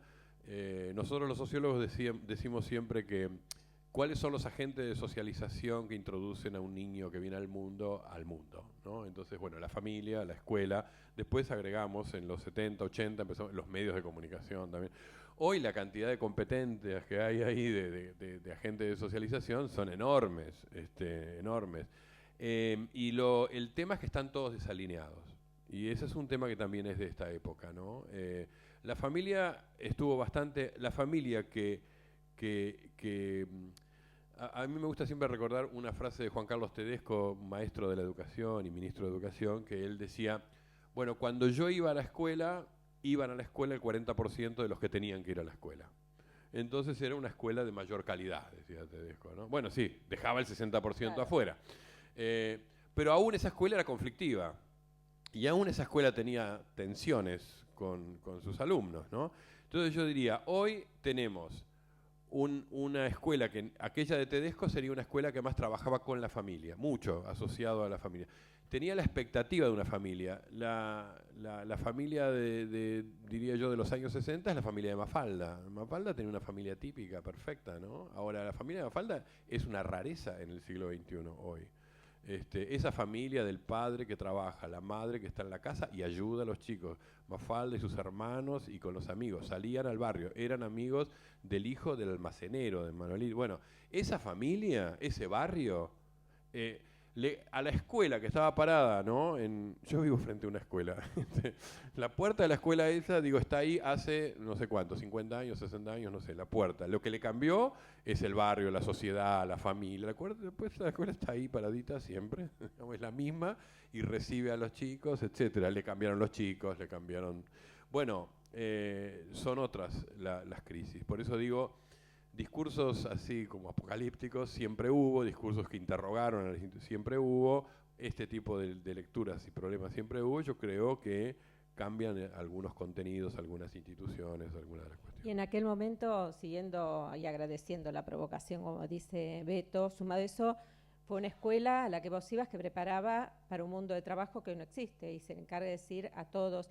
Y ese director se sentiría avalado por todos los otros padres de los estudiantes.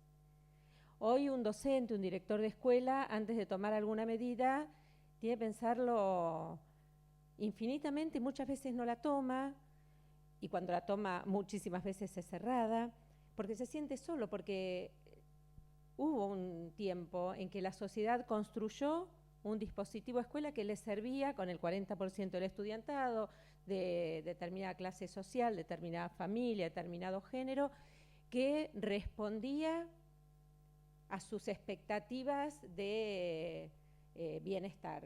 Bueno, eso no tiene que ver con la tecnología, por eso mirar la tecnología o el mundo tecnológico como el causante de todos los males es un enorme error. Hay un cambio que tiene que ver con lo público, con lo privado, con el futuro, con el presente, con los modos de relacionarse, mencionabas antes, más allá de tatuados, los tatuajes de los chicos.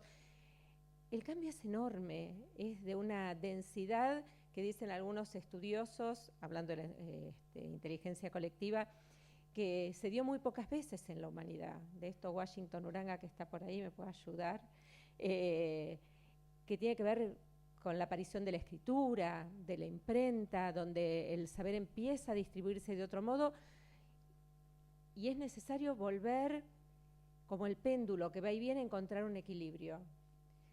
Mientras tanto, la escuela hace lo que puede. Y lo que intentamos hacer quienes no estamos, pero estamos metidos en la escuela, entendiendo que la educación es parte de la construcción de una ciudadanía que, como decía al principio, promueva y ojalá garantice una ciudadanía y una vida feliz para todos, tiene que ver justamente con el desafío de poder pensar cuáles son esos nuevos modos. Los viejos no sirven. Igual que no te sirvió a vos, vos por ahí pertenecías al 60% y quedó afuera y no había una sociedad que se preocupaba. Bueno, eso me parece que es uno de los grandes cambios.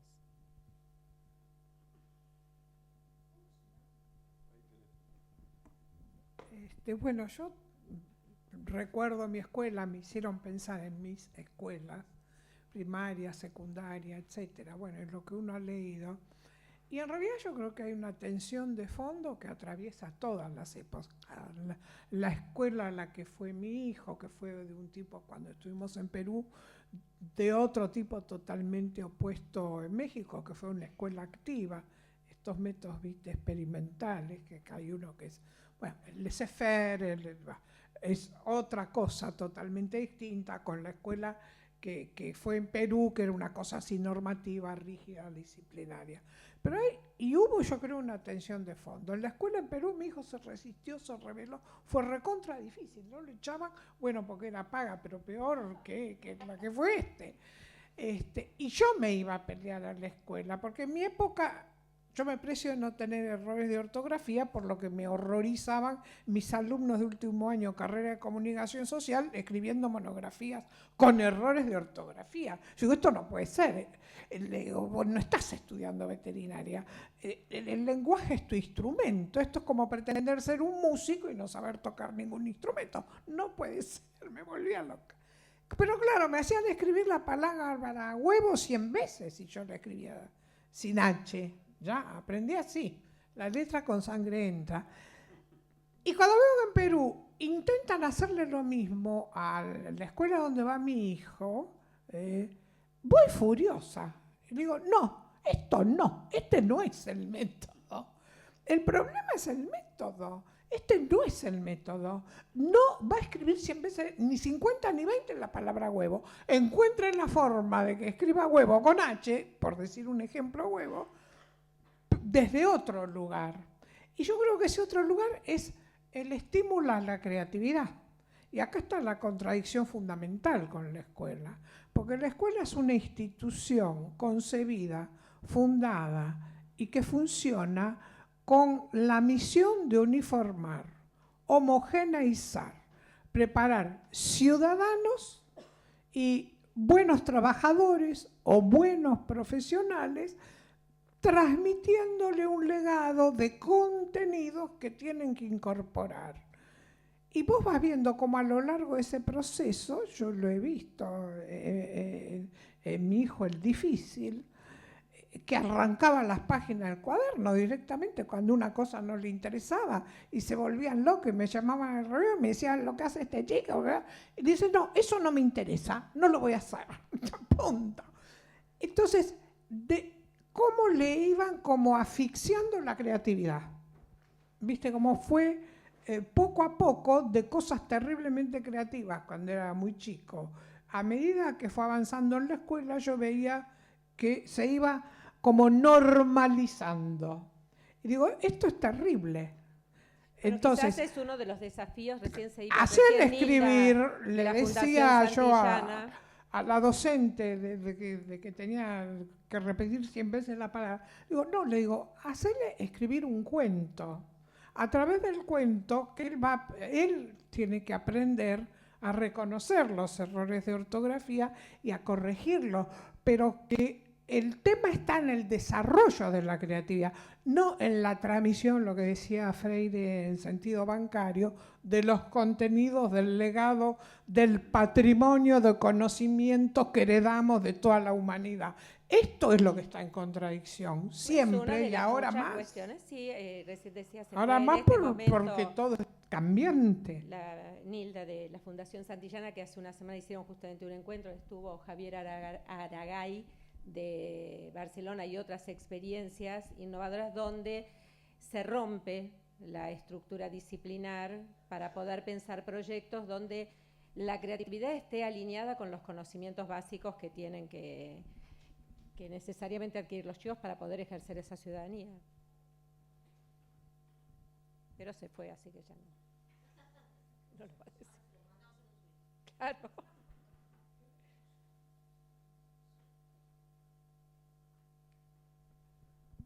Yo voy a hacer una cosa muy molesta, porque como soy profesor finalmente, como todos acá. Tenías que ver con la educación. Y la gente joven del fondo, ¿no? Que están ahí, que se quieren matar en este momento. Voy a aprovechar un poco la tiranía, ¿no? ¿Quieren contar ellos qué sienten con sus docentes? Sin nombre y apellido, por favor. ¿Cómo sienten esa tensión con la tecnología? Recién terminaron el colegio, lo están terminando.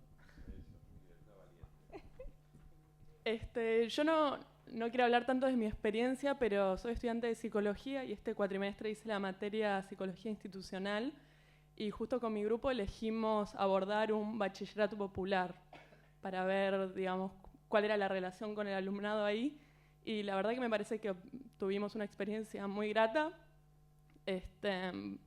porque de ahí tienen, por ejemplo, parejas, las llaman parejas pedagógicas, y logran que en cierta manera aquellos que tuvieron que dejar la secundaria tradicional puedan terminarla.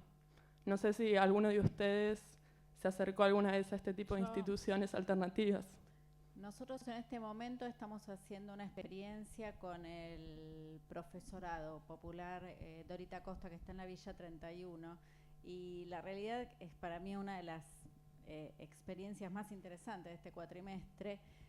Los docentes que se están formando allí estuvieron haciendo ellos un trabajo de campo en las últimas 3 semanas en escuelas, y una de las cosas que se destacan a partir de los resultados es cómo ven en sus propios hijos que viven en sectores desfavorecidos desde todo punto de vista, el acceso tecnológico expresado con la utilización de tecnología a niveles muy altos de autonomía. Me acuerdo en este momento de una foto que subió Natalia, por cierto, al grupo de Facebook que tenemos en este profesorado popular, donde dice: mis hijos en casa y están trabajando en una computadora, y están en este momento haciendo no sé qué cosa de modificación de una aplicación, y mis hijos en la escuela, donde estaban jugando en un espacio abierto, en una hora libre, lo cual les genera un montón de preocupación. Yo creo que, y de alguna manera articulando algunas de las últimas intervenciones, hay un punto en el que la escuela, de la misma manera que UBA 21 decide que puede tener 7.000 alumnos conectados en una sesión en vivo, tiene que empezar a pensar cuál es la experiencia en vivo. Yo digo, ¿cuál es en la escuela hoy la experiencia que vale la pena vivir? Yo sí creo que hay una crisis diferente, creo que hay una crisis que se expresa en lo epistemológico. Vos lo mencionabas, no construimos conocimiento disciplinar del mismo modo que lo hacíamos hace una década o 2 décadas. Claramente se expresa en los autores que Silvia trae en el libro, en las identidades juveniles, ¿no? Y está claro en Serres, está claro en Martín Barbero, pero me parece que lo que distingue a esta época es que la escuela en la mayoría de las ocasiones sigue reproduciendo el sesgo de matriz de la didáctica clásica, que tiene que ver con el corazón de la explicación y el tiempo dedicado a la explicación, la aplicación y la verificación en las pruebas. Esa es la crisis contemporánea. Cuando vos decís las respuestas que buscamos están en el siglo XVIII, ahora están en YouTube. Entonces me parece que pensar que la mayor parte del tiempo de la escuela sigue estando dedicado a la explicación, de nuevo, a la aplicación y a la verificación, eso es lo que genera una crisis inusitada. Y creo que el libro en ese sentido habla de cómo tender puentes. Definitivamente las experiencias como las que trae acá tu participación, que tiene que ver con lo popular, vuelve a pensar el espacio de lo popular a partir de la construcción de inserciones con espíritu freiriano. Vos podés decir, bueno, de repente este chico consume, está acostumbrado a formas de consumo que tienen que ver con el on demand. Sabe que tiene de repente que escuchar una explicación, pero la va a escuchar cuando quiera, a la hora que quiera, en el dispositivo que quiera, en el lugar que quiera, no cuando está sentado en este momento en el aula, enfocado, prestando atención los 3 minutos que le puede durar antes de seguir whatsappeando.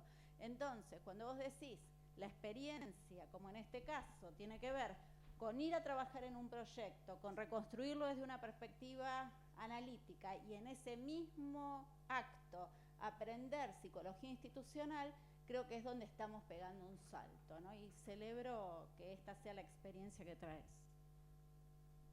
Sí, yo voy a decir algo muy diferente que sí tiene que ver con mi experiencia.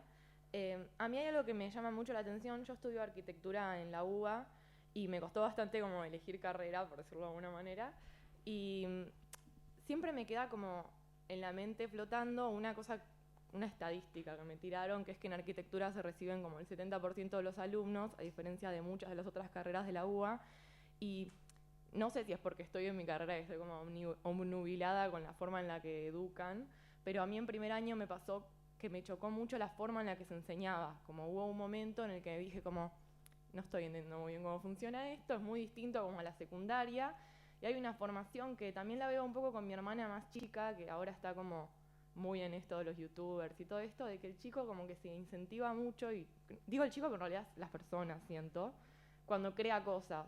Y digo, arquitectura es muy proyectual y muy práctica, y hay una forma como de la relación con el alumno, te sentás en una mesa de 8 personas, digamos, todo el tiempo estás como muy en relación con el otro, que insisto, no sé si es porque yo estudio eso y me gusta eso, o si realmente hay algo en el crear, hacer y compartir que hace que las carreras los estudios sean como más llevaderos para la persona. Es un pensamiento que me queda ahí como flotando por las estadísticas y las cosas que dicen.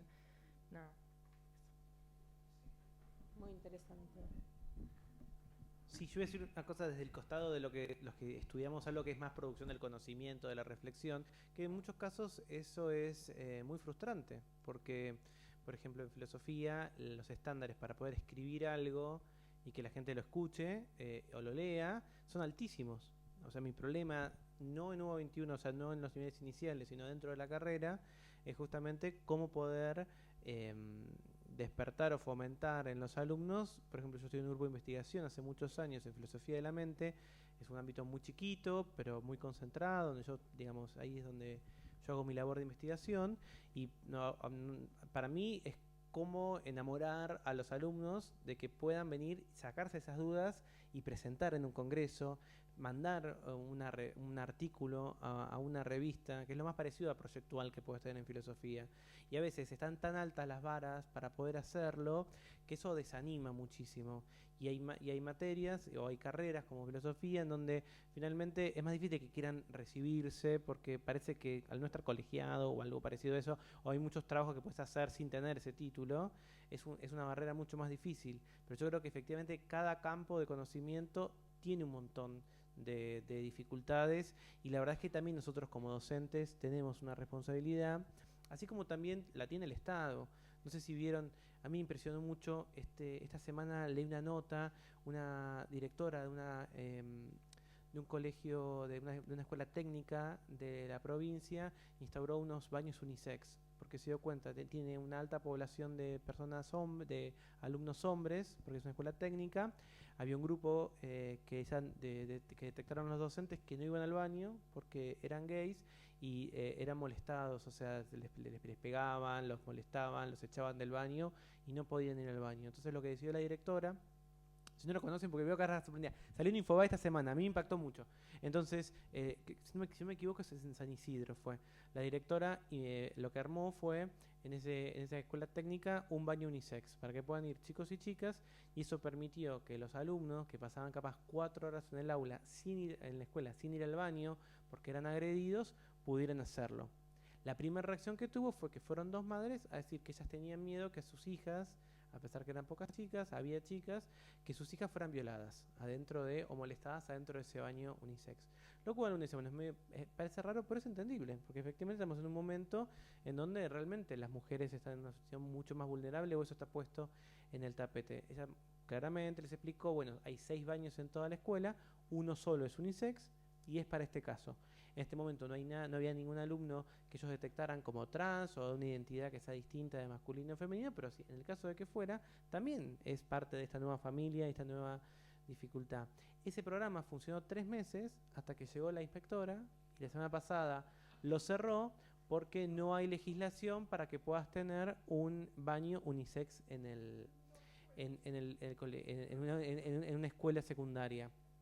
La verdad es que uno también piensa que ahí también es esta idea que vos retomabas de que el Estado también tiene que ayudarnos a nosotros desde los docentes. Yo estoy casado con un hombre y mi esposo tiene una hija de 8 años que vive con nosotros. Y a la hora hace muchos años que estoy casado, la conozco desde el jardín de infantes. Una temática a la hora de elegir una escuela primaria es que vos necesitas una escuela primaria en donde una chica de 6 años que tiene un padre casado con un hombre pueda sentirse cómoda. Porque los chicos no lo viven como algo problemático, o sea, realmente Teresa no tuvo ningún problema de jardín, no lo tiene en el colegio, pero vos necesitas también un colegio que te apoye en eso. Y eso también es un gran trabajo que hay que hacer. Tengo conocidos o gente que entrevisté para una nota una vez, adolescentes trans. Hoy es muy común es más común que los chicos puedan hoy decir, bueno, yo me siento mujer y me identifico más con este género que es distinto al mío biológico. Eso hoy en el secundario, en muchos casos, no sufren tanto de sus compañeros, porque parece ser una especie de realidad que empiezan a conocer, sino que eso es cómo los docentes tienen que manejarse. Yo tuve una alumna trans en la facultad y el problema que tenía era que ella no tenía el cambio del documento. Ella vino a la primera clase y dijo, ¿me puedes decir por este nombre? No en el nombre de la... Yo tenía que pasar lista en esa... Y bueno, era una tontería y ella se acercó y lo hacía. Pero uno se podría haber puesto choto, o podría no haberse dado cuenta, o podría no haber sido, y son esas pequeñas cosas en donde esta nueva familia, esta nueva configuración, los que hacen arquitectura y los que deciden hacer filosofía, porque hoy capaz vos podés estudiar filosofía, porque antes quizás estudiando arquitectura tu mamá decía, bueno, listo, ya está, se salvó, va a tener plata, hoy no se salva, no sé, con tus expectativas va a tener que trabajar como cualquier otra persona, o antes, viste, mi hijo el doctor, mi hijo el contador, digo, y también tenemos que acompañar esos cambios, y los cambios a la hora de pensar estos nuevos tipos de familia, una niña que tiene un padre con un esposo y una madre, o una niña que tiene dos padres, o que tienen dos padres y una madre, es también algo que yo creo que nosotros como docentes tenemos que formarnos y también empezar a pedir de las instituciones esto, un baño unisex, porque tengo un grupo de alumnos que les golpean en el baño.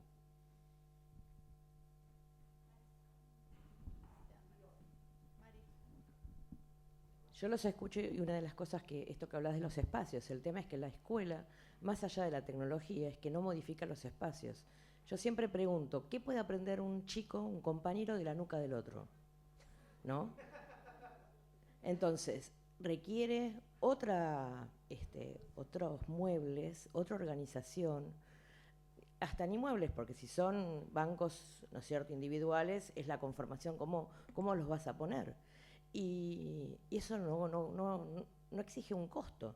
Yo he ido a clases es decir, en la universidad, donde se sigue, o sea, no es solamente la escuela, es la escuela en todo nivel, sacando salita, ¿no? Saliendo del jardín, donde la disposición de los bancos es individual. Entonces hablamos de aprender en red, conformar, ¿no es cierto?, conocimiento entre todos, pero seguimos, ¿sí?, sentándolos de a uno. Entonces, más allá de la tecnología, tenemos que cambiar ese tipo de cosas. Requiere también otro tipo de preparación, de evaluación, porque ¿qué pasa? Yo lo evalúo individualmente. Empecemos a cambiar eso, la evaluación, para dar pie a cambios significativos. Afortunadamente tratándose... Íbamos a cerrar porque como hay mucha gente, después nos podemos quedar hablando. Un segundo, pero sí, responderle, pero... Afortunadamente, el tema arquitectura de aprendizaje, rediseño de espacio, empieza a instalarse en la agenda. Es un tema que está siendo discutido en el ámbito de la tecnología educativa. Creo que hace unos días estuvo Rosamboy en el país. Empieza a haber todo un movimiento que acompaña esta reflexión, que además viene de una súper innovadora, con lo cual hay que tomarla necesariamente. Bueno, acá analizábamos con Beto. Por suerte siguen los espacios abiertos, las redes, quedarnos acá un rato conversando. Siguen las redes, siguen los contactos, los espacios, con muchos en distintos lugares nos vamos encontrando. En lo personal no voy a volver a agradecerles a todos de nuevo, a los que nombré antes, pero sí quiero agradecerles a Beto, a Mariana, a Tomás, primero por haber leído el libro. Y por haberme ayudado a visitarlo de otra manera. Quiero agradecerles a todos los que vinieron un día de lluvia, a mi familia, estaba Dante por ahí, pero a veces se fue ya. Está mi hijo, está mi hermano, está mi hija, ahí, sí, por ahí andaban. A Rosita Rottenberg también. ¿Dónde está Rubén? A veces está afuera, ahí está. Rubén está siempre. Y lo agradezco. A los amigos por haber venido y a los que no son amigos por haber venido. Porque este concepto de inteligencia colectiva que aborda mucha gente, a mí me parece que es un lugar donde es saludable posicionarnos para poder avanzar y para poder crecer. A la gente de Telefónica, Grace, no sé si querés cerrar. Gracias. La verdad que el desafío de haber escrito la tesis, de haberla roto y costurarla de nuevo para que sea un texto amigable para todos, fue un trabajo enorme, pero que es parte de mi aprendizaje de inteligencia y conocimiento colectivo. Así que muchísimas gracias y seguimos comunicados.